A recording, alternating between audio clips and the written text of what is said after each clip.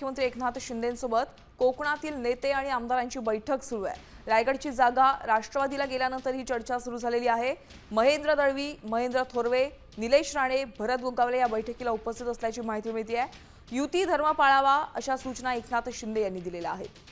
आपण पाहतोय कोकणातील नेते आणि आमदारांची आता शिंदेंसोबत महत्त्वाची बैठक सुरू झालेली आहे। युती धर्म पाळावा अशा सूचना एकनाथ शिंदे यांनी दिलेल्या आहेत।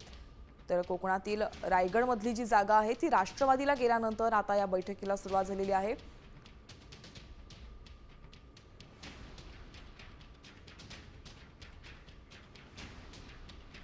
युती धर्म पाळावा अशा सूचना देखील एकनाथ शिंदे यांनी आमदारांना आणि नेते मंडळींना दिलेल्या आहेत। आपण पाहतोय रायगडची जी जागा आहे ती राष्ट्रवादी अजित पवार गटाला देण्यात आलेली आहे। अनिकेत तटकरे यांच्या वाट्याला ती जागा जाणार आहे विधान परिषदेची।